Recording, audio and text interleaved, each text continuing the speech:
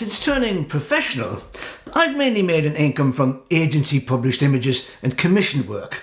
But a few years ago, I decided to investigate other potential income opportunities by uploading a small test sample of images to a couple of stock photo companies, simply out of curiosity. The two companies I uploaded to were 500px.com in association with Getty Images and Shutterstock. Today, I'm going to share my results with complete transparency, how well the images have performed and how much money I actually earned from each company. Plus, after carefully researching the stock photo market, I'm going to share with you what appears to be potentially a more profitable way to sell your stock photos. Hi, I'm Ken Hadfield. Welcome to my Better Photography channel.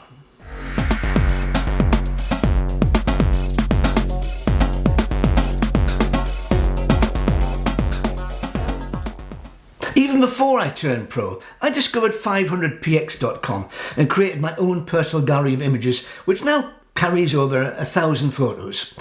Now, 500px works in association with Getty Images, and it's possible to upload high-resolution images which, if they pass quality control, are then posted on the Getty stock photo site. So, let's go to my 500px account and I'll show you my personal gallery of images currently up for sale on Getty Images. Okay, so this is my 500px account. I've had this for a number of years now. I used this initially when I started up in photography because it gave a great deal of information, and I do recommend anyone who's just starting out to look closely at this because it can give you a great deal of information. I'll give you a quick look round and we'll get to the meat of the business by telling you what we've earned from this. So basically I've got, as you can see down here, 1,045 images, and I'm licensing 44 at the moment. Okay, so the images are very easy to upload. I'll give you a quick example for anyone who wants to start out using this. Basically, we just go to the upload tab, and I've already decided on an image that I want to use, which is, as an example purpose, I'm not going to do a full upload, so don't worry, I'm just going to give you a rough idea just how simple this is. Now at this point, you can actually upload in high resolution if you're thinking already that you'd like to license the photograph. Otherwise, you can just put an ordinary JPEG, a small photo, and it'll download nicely. So what you have here is you've got to give it a title, and I would normally take my name out there. A description, and in the title, don't just say nuthatch. Say, give a description of what it's actually doing. Facing to the left there, it's on a tree branch. It's a classic pose. Put that in the title because that's something that will help people find your photograph more easily. And what's very clever is that the program has already read the metadata and looked at the title, and it's already got some suggestions for keywords. Keywords is a killer. That's what takes your time up in researching and putting in keywords. However, I have a shortcut I'm going to show you just now that will take a lot of the pain out of that. So as you can see here, you can use these, and just by clicking on there, it puts the keyword into the section there which will be used on the image. But shortcut time.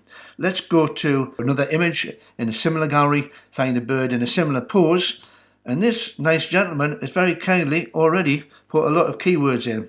And a lot of people know this, but if you do that and copy it, you can go back to the keyword section here, and then you can put them in your image.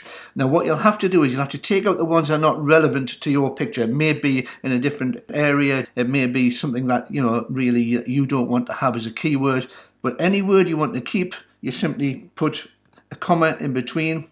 I'm going to get rid of most of these because I just want to give you a quick example of a few. So if we go to there, take those out. So if we put a comma between the ones we want to keep, and then add that, they will then go into your keyword section there. So you can copy other people's keywords, and then you can add any additional ones that may be relevant or unique to your image. Great shortcut. Use it on all of your stock photography sites. It works on almost all of them, and it's a real time saver. However, that's not what we're here for. We're here to find out how much money I've made. So let's go back and have a look at where I was tempted first to use this for this particular site to place my stock photos. And this is what tempted me. I found out that they were using Getty Images, so I naturally went off to Getty to find out what type of money I could get. And what I did was I looked at this and I thought, well, that's pretty good. You know, small image, 50 quid, 152. Wow, goodness, I could make a few bob out of this. Because they're offering between, I think, 30 and 60% commission, depending on whether it's exclusive. Exclusive means that it can only be offered by Getty. They give you 60% commission, and if it's not exclusive and you can use it on other sites, they only give you 30%. And I thought, well, that's really pretty good. I'm going to have a go at this, so I'll download a limited number of images. However, when we get back to my site, I'll just get rid of this.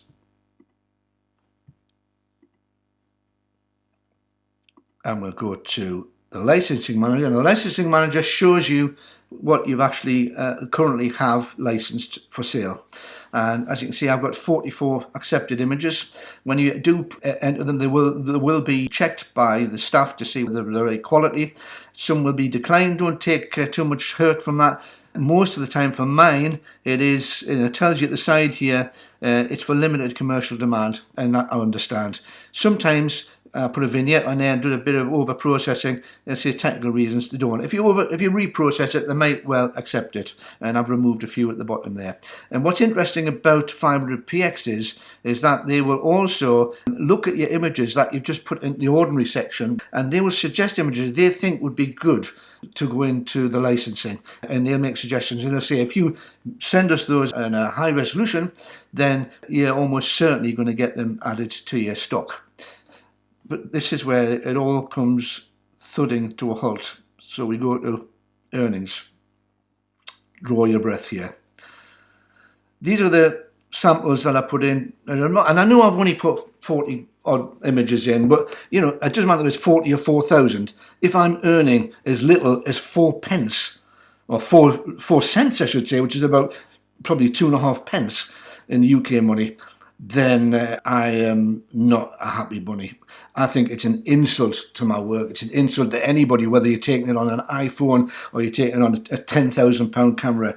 All of my images were captured in Africa and America, so I've taken the time to go out and get these images. I've taken the time to process them, upload them, and I am being offered this derisory amount of money, which is shocking. There is a one here which is a little bit more. That's probably a one that's been used for commercial purposes. Now, I'll just quickly explain. There's two sections here. There's editorial. Now, with editorial, that can be used in articles and magazines for instructional, educational purposes, but not for commercial. Commercial is for people who want to use your image in brochure work or to promote a product. And you've got to define between the two, and you'll get more for the commercial because they're going to use your image to sell something. The good thing about the non-commercial, the editorial, is you don't have to have a model release. A model release basically means that for commercial purposes, if you have any human being in the image that can be identified in any way, whether it be an arm, a foot, a leg, or a face, you have to get a model release. They've got to sign that to give you permission to use the image. So all of mine I put in as editorial. And obviously I didn't have to ask the animals whether or not I could use their image. I mean, I didn't check this for probably 2 years because I don't remember getting notification that I had a sale. So when I opened this up and I realised how many sales I had, then I thought, oh, let's just go see what we've earned. And as you can see, the disappointment was huge. So I've earned $10.42. Now you can't actually check out till you get to $30. So how many hundreds of thousands of photographers have actually got images that have been sold by Getty and the other stock photo sites who will never ever reach, or will take so many years to reach, the $30 threshold? I suspect many, maybe hundreds of thousands. It's a really good earner for these stock companies who will then be offering your image and getting all of the revenue.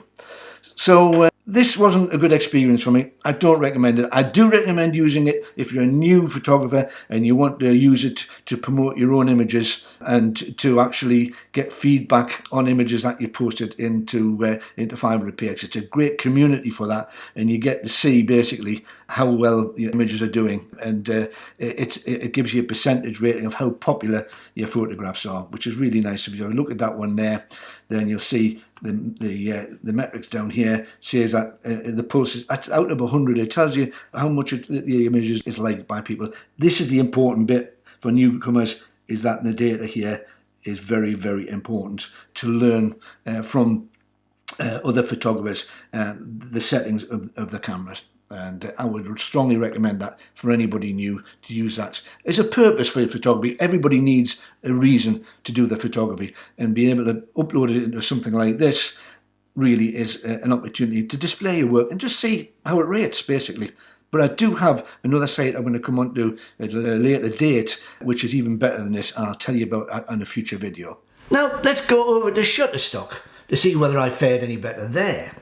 So here's my Shutterstock account. Again, it's a limited number of images, 52 images, but they've been there a little while now, and I've allowed time to see how they perform. And as I said before, it doesn't matter whether I'm selling 50 images or 5,000. It's the amount of money per image download that I'm interested in, and even with 5,000 images, it wouldn't be worth my while. These are the images I've got here. Again, all professional images, all processed as highly as I possibly can.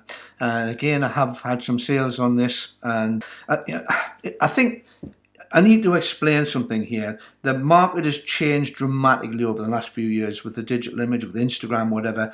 And the way that stock photographs are being sold is completely changed. At one time, people would go and find an image on a stock agency, they'd buy the image, and then you'd be paid a commission. You get £1 or £2 or whatever commission. Nowadays, they're all grouped together in packages. You can buy 100, 250, 500 images for peanuts. And that's why these tiny amounts of money are fed through to the photographer. It's a mystery to me why anyone would really bother at the moment. But let's have a look. If you go to my dashboard there, you'll see that my earnings total £2.89. Thankfully, it's updated every 15 minutes, so you never know, that may increase whilst I'm talking. You never know. So let's do a breakdown there, and this is what I've earned per image. I think I've had 18 sales in total. The most popular one is the giraffe with the birds on the neck there. That's been sold 5 times, or uploaded 5 times, and I've earned 84 cents. UK money, about 50p, 10 pence per image. Why would anyone have anything to do with that type of pricing? And I know there's people who do make money on it, and there are people who put hundreds or thousands of images that may be more saleable. Yeah, and good luck to them. And if they're making an income, a passive income, but I'll find it very hard to understand more than a few percent of people posting would make enough to earn a living from it. But if you've got the time and you want to make a few pennies here and there, you can make a few pennies. So you can see, it's notoriously difficult to earn money with stock photography. It's really a numbers game. And it appears that you need to spend a great deal of time uploading a huge number of images to bring in even a small passive income. An income that used to be paid in a few pounds per image, but is now mostly paid in pennies. However, after a great deal of research, I'm going to have one last roll of the dice with stock photography, and I may have come across a good alternative. I've researched a well-established stock photo site that actually seems to have some potential. Now, it's much smaller than Shutterstock and Getty, so you're likely to have fewer sales, but you do get a higher rate of commission, which could mean that, once again, you're getting paid pounds per image instead of pennies. Now, I've just subscribed and had my first test images accepted on Alamy.com. So let's check out my brand new account. I'll show you around and explain how Alamy works. So here we are on the Alamy account. This is the initial search page where you can go and look for particular images. And I've already made an account and sent the 3 test images that you required before acceptance. They've been accepted, and I've just recently put another image in there which is in quality control at the moment. A word of warning here, they don't accept lower resolution files. They don't, I believe, accept images from mobile phones. So these are the 3 test images I sent. They're all keyworded, and again, you can do a similar thing with the keywords by copying and paste from other images. But what I'd like to just demonstrate quickly to you is how important keywording is. If we look here and I put a search term in here for, say, now I know I've got a lion walking down the road. So I put in lion walking. It will bring up the content there, and lots and lots of lions walking. Now, this is a perfect example where your title of your image and your keywording can be vital. Because I actually put on that the lion was walking but was looking straight ahead. Which is a reasonable thing to look for if they're looking for a specific image and want it staring straight ahead. And by doing the search again, my image comes up first.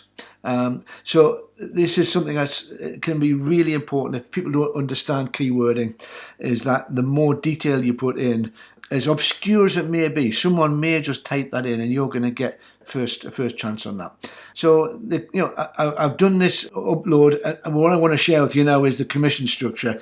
Now I've got to be honest, I am not an expert at this because I haven't yet had an income, but on face value, this appears to be a better deal than the 10 pence, 20 pence rates that we're getting on the other sites. Time will tell. But what with this is the commission structure is in 3 sections. Forget the platinum, because you're going to have something like £25,000 worth of sales a year to get 50% commission. When you're starting though, you will get offered 20%. So if they do a sale, you get 20%, Alamy you get 80. Once you've then achieved sales of $250, then that doubles up to 40%, and that will continue as long as you continue to have regular sales. If after a year you've gone and you haven't sold $250 worth of sales in that year, you'll drop back to silver again. However, as I say, those rates appear to be higher than what is offered, and looking historically at information on the net through research, other photographers have mentioned that the rates are higher with Alamy than are elsewhere. So that's why I've decided to give it one last throw, get rid of all my other stock photo sites, and then concentrate on just the one. If this doesn't work out, then I'm done, to be perfectly honest. But give it a try. Let's see if this can be proven to be a better source of income. Fingers crossed. So, maybe Alamy will work for me. I'm about to post at least 100 test images to see just how much they pay per sale, assuming that some of them sell, of course. If anyone wants to join the experiment, please come back to me with your feedback, good or bad, and I'll include your feedback in a future updated video. See you next time on my Better Photography channel.